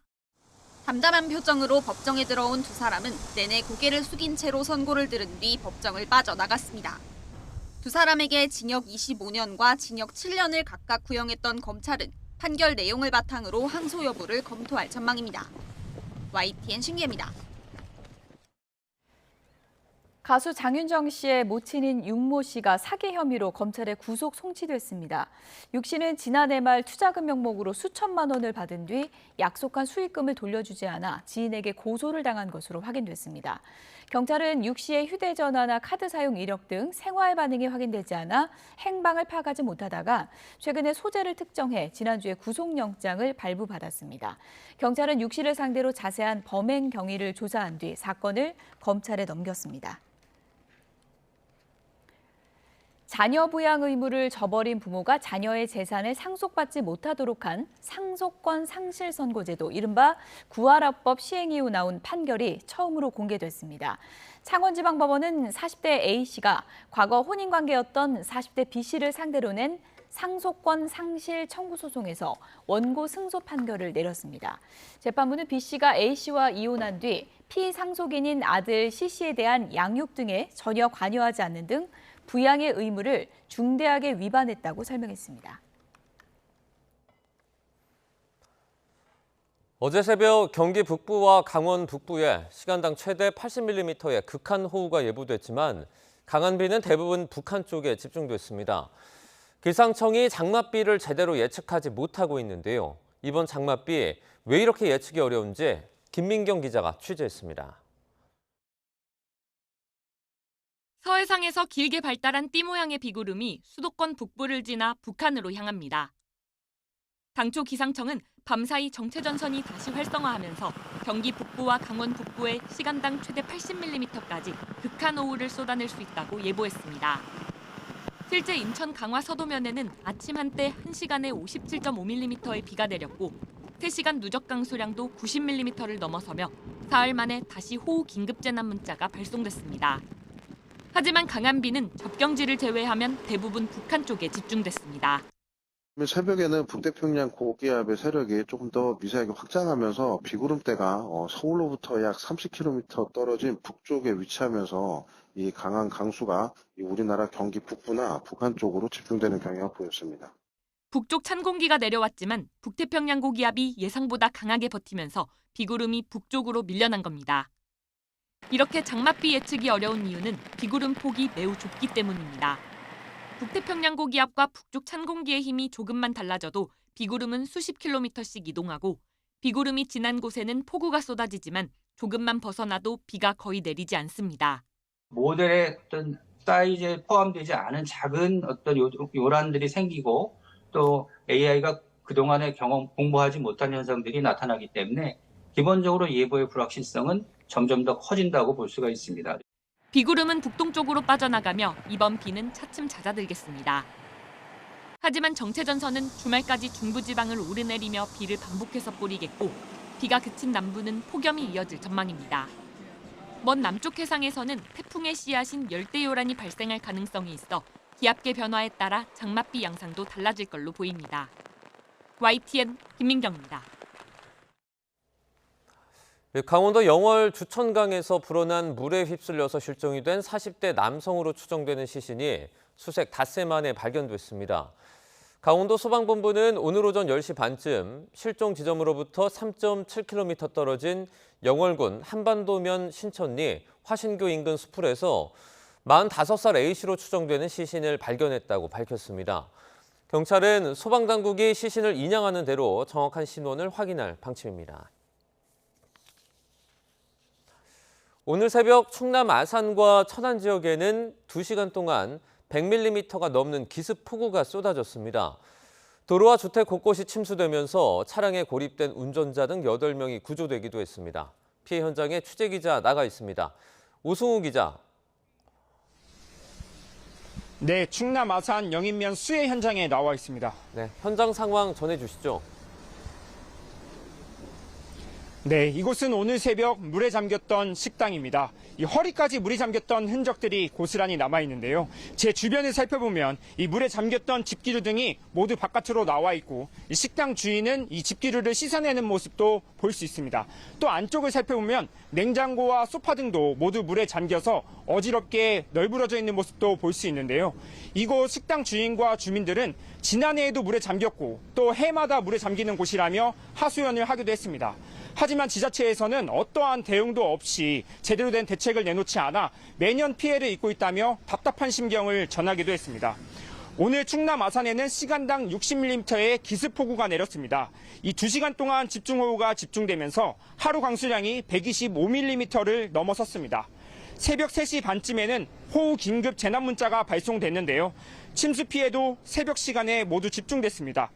이곳 아산 영인면 아산리 주민 10명은 집 내부로 갑자기 물이 들어차 인근 교회와 편의점으로 대피했다가 돌아온 상태입니다.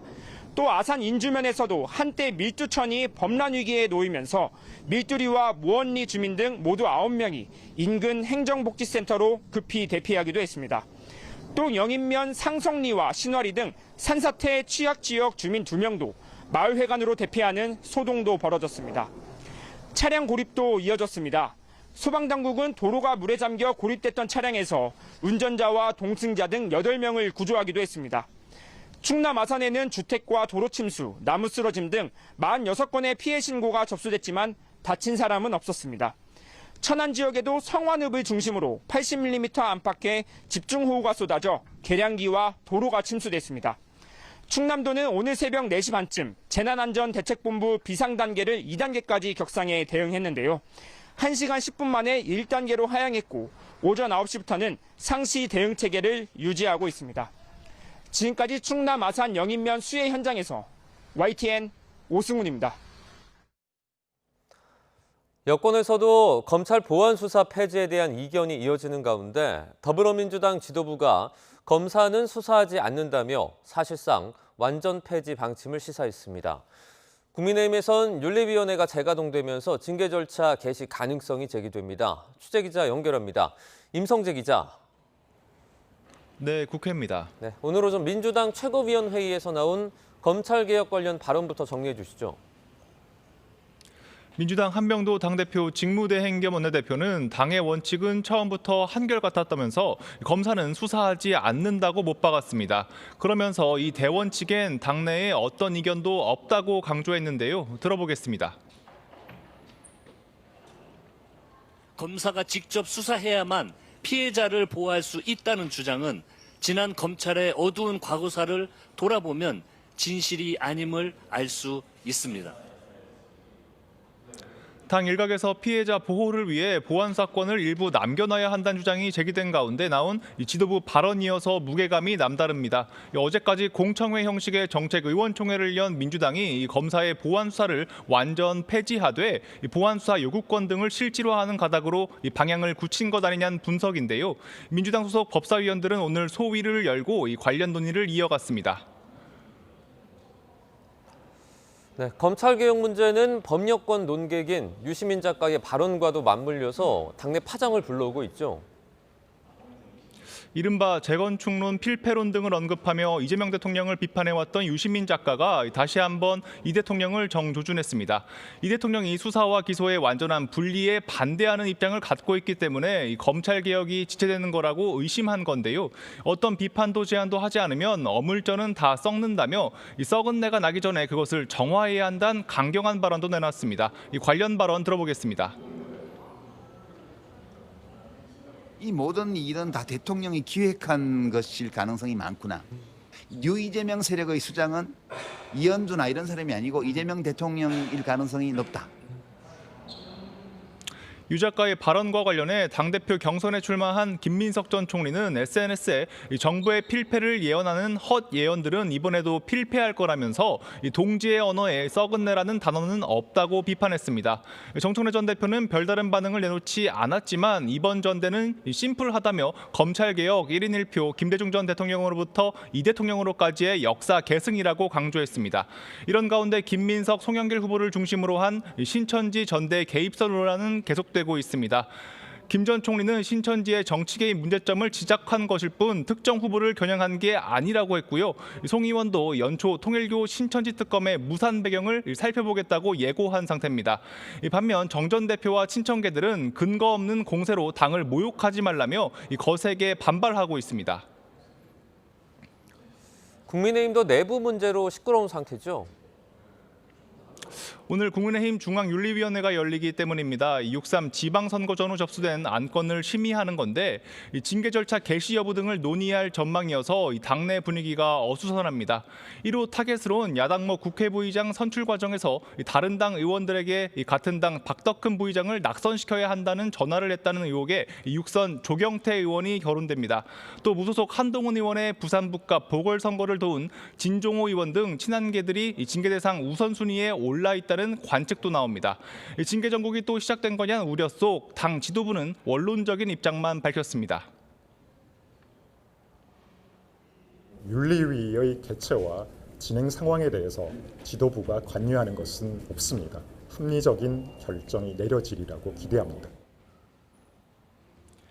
하지만 당내 소장파 모임인 대안과 미래는 거듭 우려의 뜻을 표했습니다.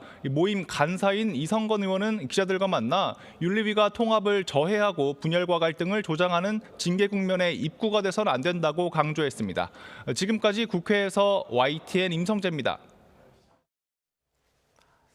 이재명 대통령의 집 근저당부터 걸그룹 멤버의 청약 당첨설까지 부동산만 들어가면 늘 뜨거운 논란이 벌어집니다. 왜 집 이야기는 이토록 큰 관심을 끄는 건지 김승환 기자가 보도합니다. 이재명 대통령의 분당 아파트 등기부 등본을 둘러싸고 SNS가 뜨겁게 달아올랐습니다.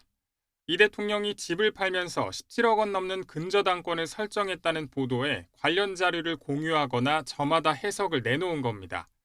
지난 20일 첫 보도 이후 유튜브에도 이 대통령 근저당 관련 검색이 빠르게 늘며 큰 관심이 이어지고 있습니다.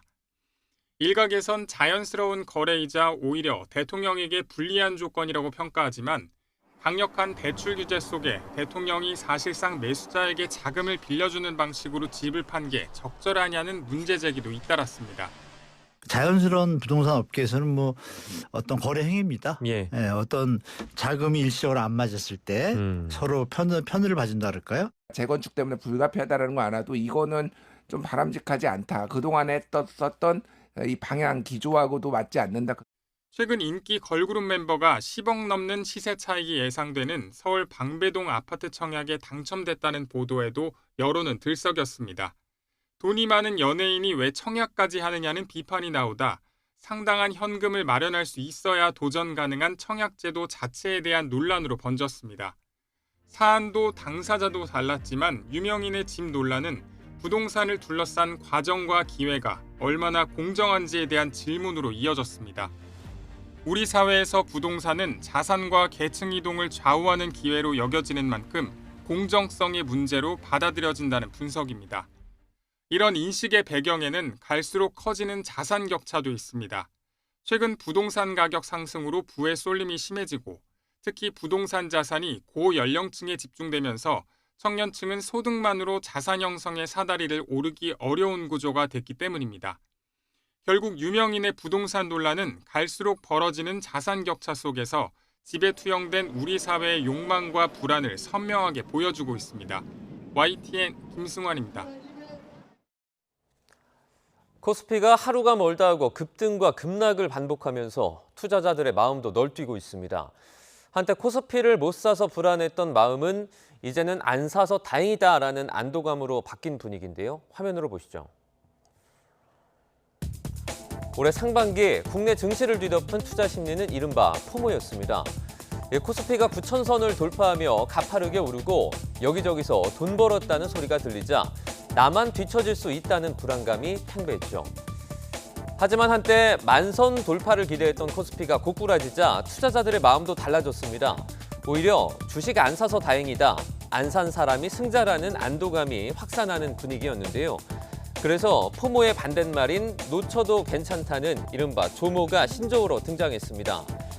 하루가 멀다 하고 매도 매수 사이드카가 발동되는 상황에서 투자자들의 마음은 혼란스럽습니다. 어디가 바닥일지 모르는 불안감 속에 포모와 조모가 동시에 나타나는 이례적인 상황이 벌어진 건데요. 널뛰기 장세의 첫 분수령은 내일 새벽에 발표되는 미국 빅테크 알파벳의 2분기 실적이 될 전망입니다. 이어서 다음 주에는 SK하이닉스와 삼성전자, 마이크로소프트, 메타, 아마존도 잇따라 성적표를 공개하는데요. 이들 기업의 실적이 시장의 기대에 미치지 못한다면 반도체 고점 우려와 함께 국내 증시의 변동성은 한층 커질 것으로 보입니다. 지난해 주택가격과 증시가 오르면서 1인당 가계 순자산이 4년 만에 최대폭인 9.1% 오르면서 2억 7,475만 원을 기록했습니다. 국가데이터처와 한국은행은 우리나라 가계와 국가의 국부를 집계한 2025년 국민대차 대조표에서 이같이 밝혔습니다. 우리나라 1인당 가계 순자산은 2024년 말 기준 18만 5천 달러로 17만 2천 달러인 일본을 3년 연속 소폭 넘었습니다. 지난해 SK하이닉스 노사가 10년간 유지하기로 합의한 성과급 제도가 1년 만에 다시 협상 테이블에 올랐습니다. 생산직으로 이루어진 SK하이닉스 전임직 노조가 어제 충북 진천 상공회의소 회관에서 사측과 집중 실무 교섭을 진행한 데 이어서 같은 날 사무직 노조도 사측과 교섭에 나섰습니다. 이번 집중교섭은 지난 14일 3차 본교섭에서 노사가 성과급 등 주요 안건에서 이견을 좁히지 못하면서 마련됐습니다. 트럼프 대통령의 이란의 지하 핵시설이 구축된 것으로 추정되는 이른바 곡괭이산을 조만간에 타격하겠다고 경고했습니다. 이란군은 핵시설이 공격받을 경우 전쟁이 중동 전역으로 확대될 것이라고 즉각 반발했습니다. 워싱턴에서 신윤정 특파원입니다.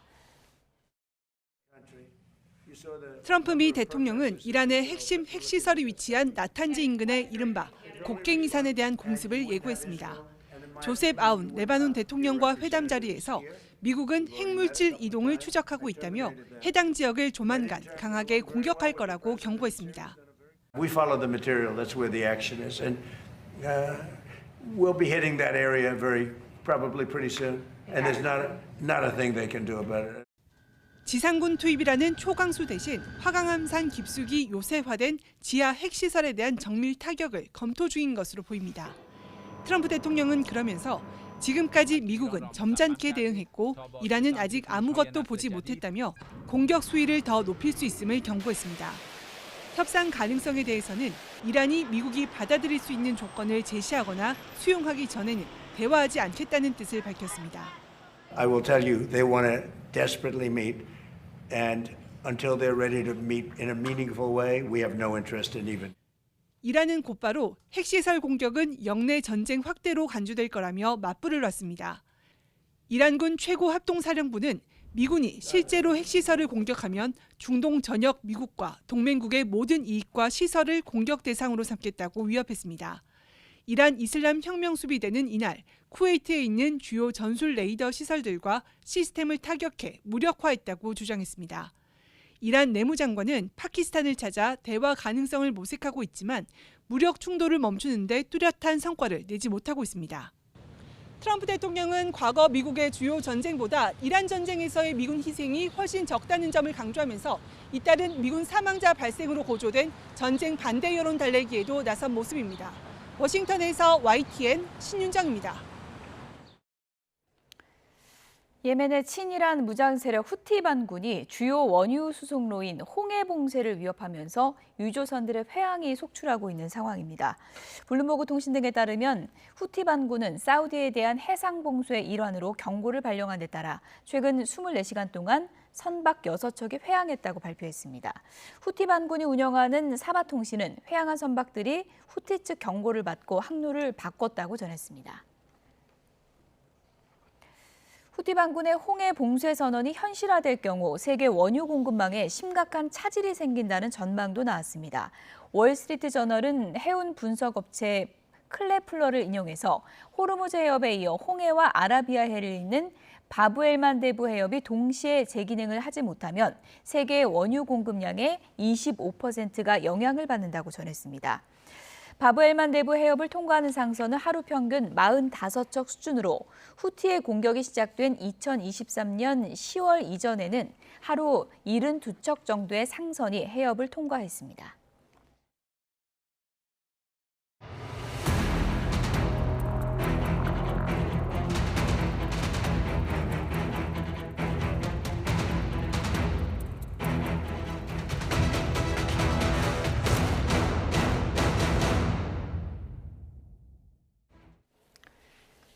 잠시 후 2시부터 오세훈 시장의 여론조사비 대납 의혹 사건 1심 선고가 예정돼 있습니다. 또 김건희 씨가 대통령 관저 이전 특혜 의혹과 관련해서 종합특검에 출석해 조사를 받고 있는데요. 박성배 변호사와 함께 짚어보겠습니다. 어서 오세요. 안녕하십니까. 네, 여론조사 대납 의혹 유죄냐 무죄냐.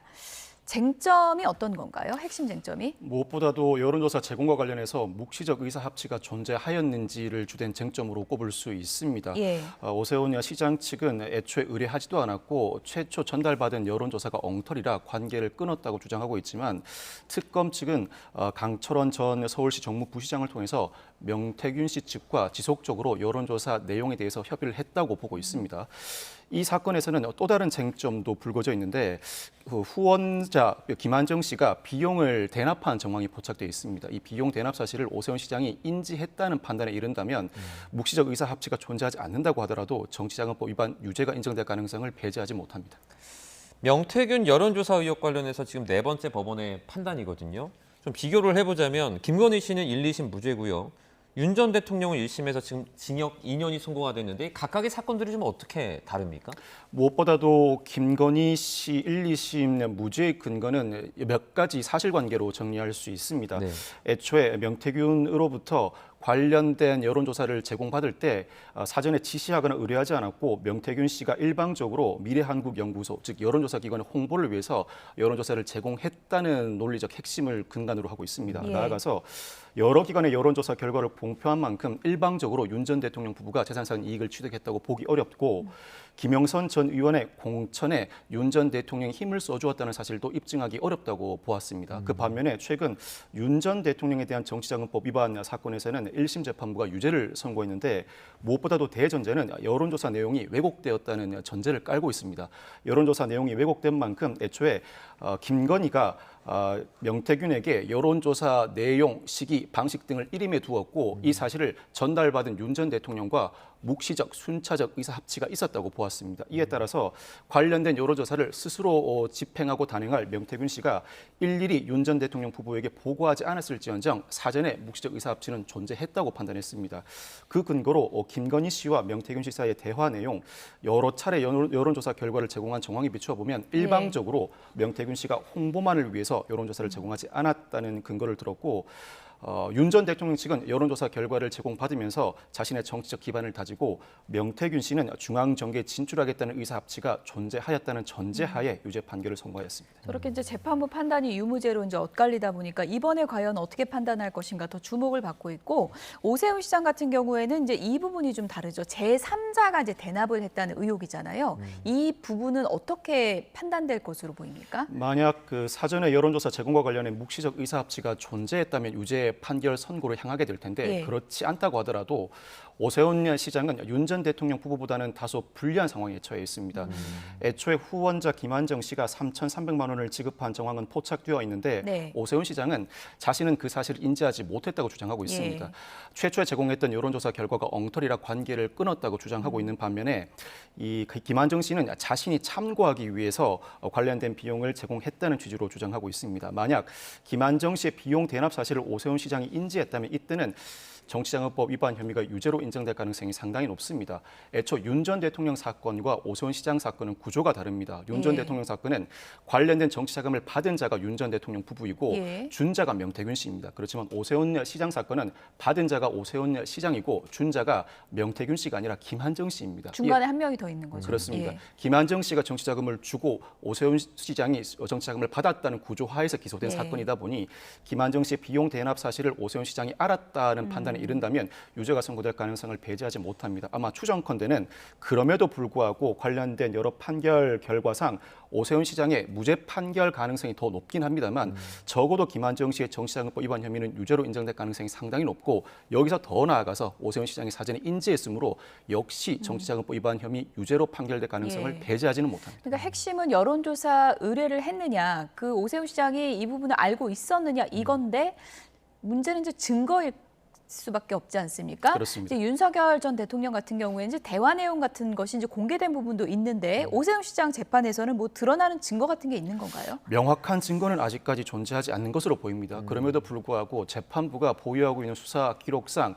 증거가 비교적 분명하다고 판단할 가능성도 배제하지 못합니다. 예를 든다면 강철원 전 부시장과 명태균 씨 측이 일정한 대화를 주고받은 정황은 엿보이는데 그 대화 내용이 여론조사를 왜곡하겠다는 의사, 예를 들어서 명태균 씨 주장처럼 애초에 오세훈 시장이 요청한 나경원을 이길 수 있는 여론조사를 도출해내기 위한 대화였다면 충분히 묵시적 의사합의를 인정할 수 있을 것으로 전망됩니다. 나아가서 김한정 씨의 비용 대납과 관련해서도 관련된 근거가 존재한다면 정치자금법 위반 혐의 유죄 가능성을 점쳐볼 수 있는데 무엇보다도 명태균 씨가 진술 태도를 달리하고 있습니다. 예를 들어서 앞서 윤 전 대통령 정치자금법 위반 사건에서는 자신도 정치자금법 위반의 피고인 신분이므로 관련된 혐의를 부인할 수밖에 없는 상황이었던 반면에 오세훈 시장의 사건의 경우에는 자신이 정치자금법 위반 혐의의 피고인이 아니고 단순히 어떠한 요청을 받아서 정상적으로 비용을 납부받고 여론조사를 제공했다는 취지이므로 사실관계에 대해서 비교적 특검에 부합하는 진술을 해왔습니다. 증인으로 출석해서도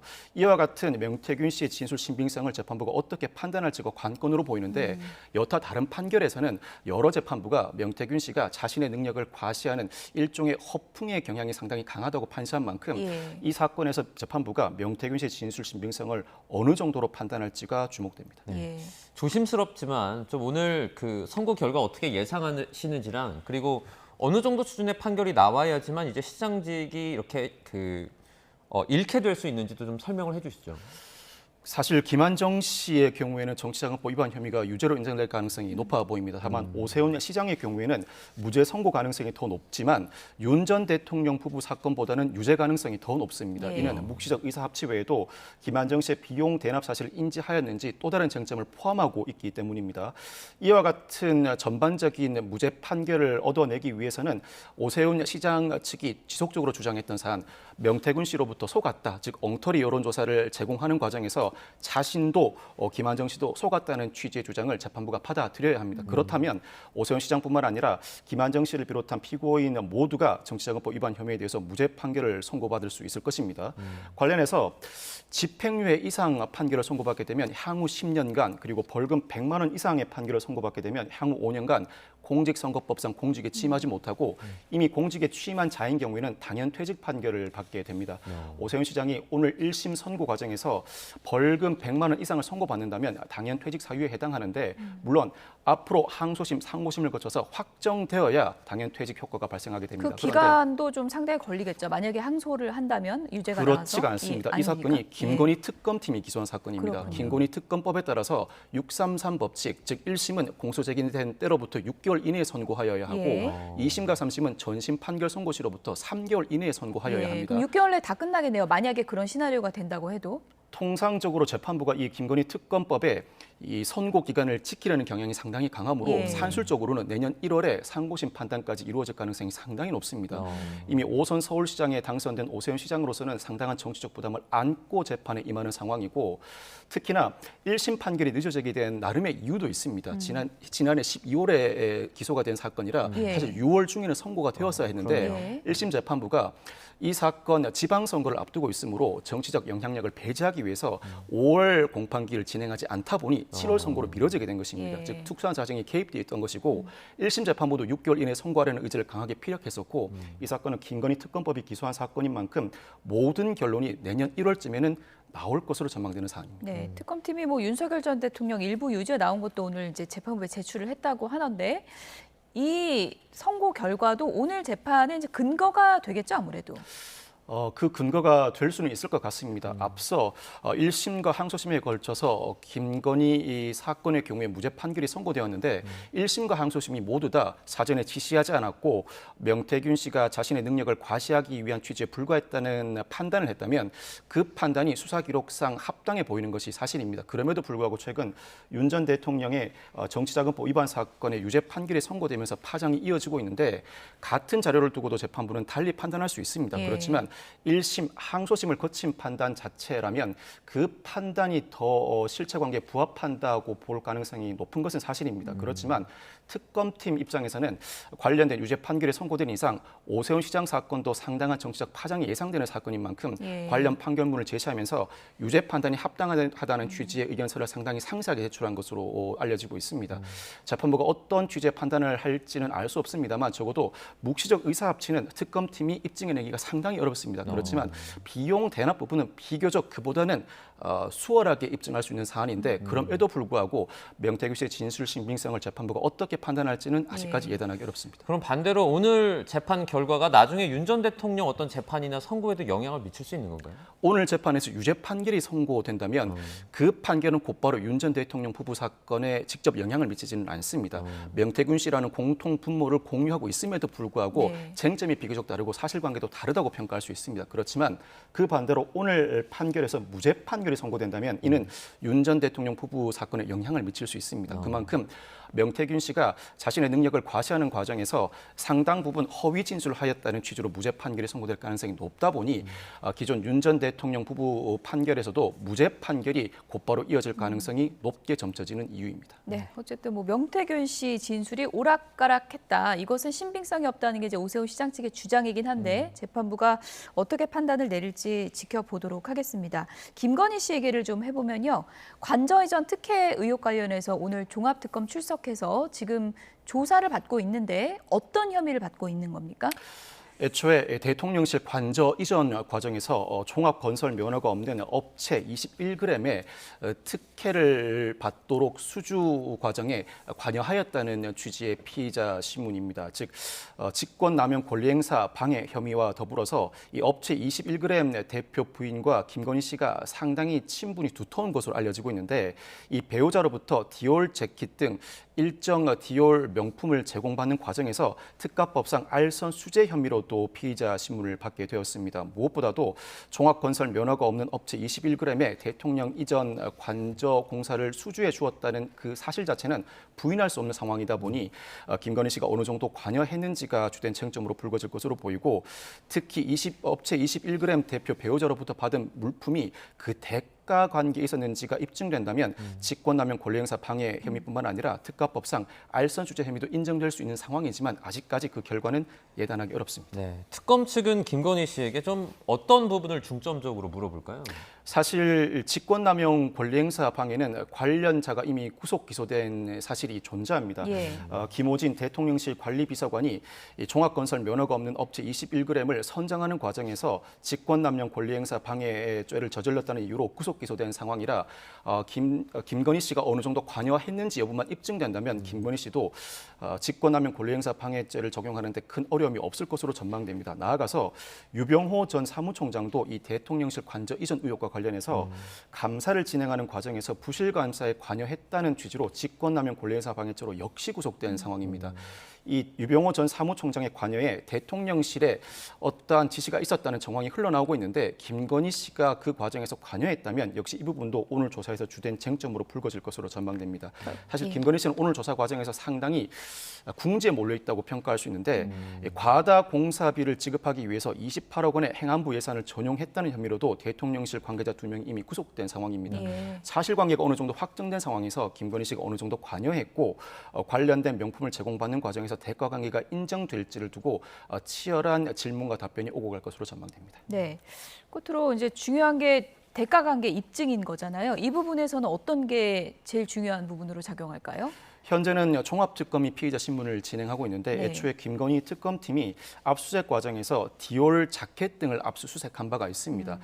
김건희 씨가 보유한 디올 자켓이 사실은 업체 21g 대표 배우자가 제공한 것 아닌가라는 의혹이 불거졌습니다만 사실은 그 디올 자켓 구매 대금을 김건희 씨가 나중에 지급한 정황에 비춰볼 때 예. 대리 구매에 불과하다고 보고 예. 김건희 특검팀은 당시 수사를 확대하지 못한 상황입니다. 아마 종합특검팀은 이 디올 자켓 외에도 디올 팔찌 등 여타 물품을 두고도 대리 구매 수준을 넘어서서 업체 21g 대표 배우자가 김건희 씨에게 제공했다는 의혹을 일정 사실관계를 토대로 입증해낸다면 이때는 특가법상 알선 수재 혐의도 충분히 입증할 수 있을 것으로 전망됩니다. 네, 알겠습니다. 오늘 여기까지 듣도록 하겠습니다. 박성배 변호사와 함께 자세하게 짚어봤습니다. 고맙습니다. 고맙습니다. 감사합니다.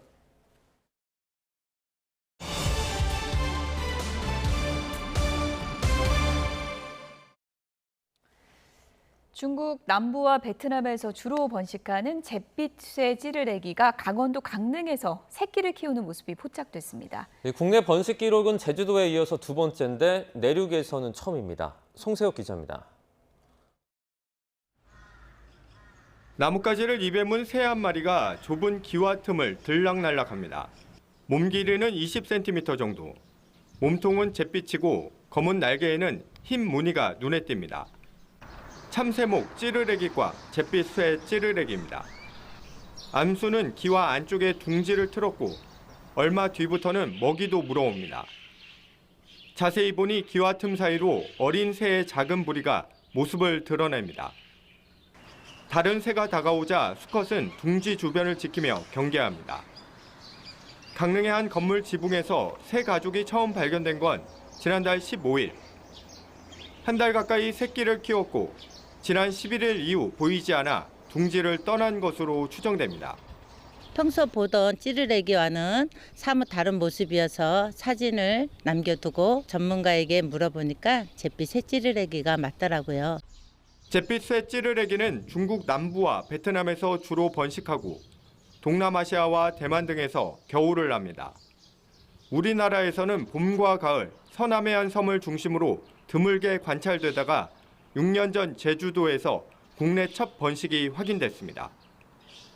이번 강릉 사례는 국내 두 번째이자 내륙에서는 첫 번식 기록입니다.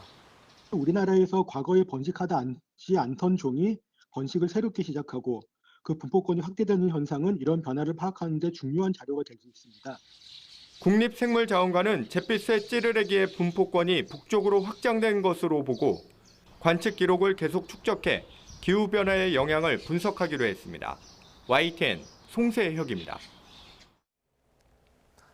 딸을 찾는 아버지를 그린 액션물 김 부장이 3주 연속 전 세계 넷플릭스 이용자들이 가장 많이 본 비영어 쇼로 꼽혔습니다. 오늘 넷플릭스 공식 사이트 투둠에서 집계한 넷플릭스 톱10에 따르면 지난 13일부터 19일까지 김 부장 시청수는 820만으로 비영어 쇼 가운데 1위를 차지했습니다. 지난달 26일 처음 공개된 김 부장은 2주 차에 1위에 오른 뒤에 3주 연속 정상을 지켰습니다.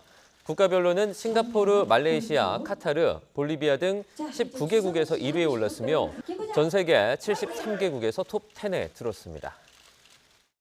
서울은 비가 오락가락 내리고 있습니다. 조금 전부터 비가 다소 강해지기 시작했는데요. 오늘도 중부지방은 이렇게 비가 내렸다 그치기를 반복하겠고 짧은 시간 동안 국지적으로 강한 비가 벼락과 돌풍을 동반하며 쏟아질 수 있겠습니다. 자세한 레이더 화면부터 보겠습니다. 서해상에서 유입된 비구름이 현재 수도권과 영서 지방에 분포하고 있는데요. 특히 경기 안성에는 시간당 20에서 30mm의 장대비가 집중되고 있습니다. 오늘 하루 중부와 전북, 경북 지역에 최고 40에서 60mm의 비가 더 내리겠고 국지적으로 강하게 쏟아지면서 강수 편차가 크게 벌어지겠습니다. 장맛비와 함께 찜통더위도 계속됩니다. 강원 남부 동해안과 충청 이남 곳곳에 폭염특보가 발령 중인 가운데 서울 한낮 기온 30도, 광주 34도, 포항은 37도까지 지속되고요. 습도가 높아서 더위로 인한 불쾌감이 심하겠습니다. 다가오는 휴일까지 중부지방을 중심으로 장맛비가 오락가락 이어질 전망입니다. 비가 소강 상태를 보이는 곳에서는 어김없이 찜통더위가 기승입니다. 온열 질환이 우려되는 만큼 야외에서 작업하시는 분들은 틈틈이 수분 섭취를 하고 그늘에서 휴식을 취해야겠습니다. 지금까지 YTN 윤수빈입니다. 뉴스나우 오늘 순서는 여기서 마치겠습니다. 시청해주신 여러분 고맙습니다.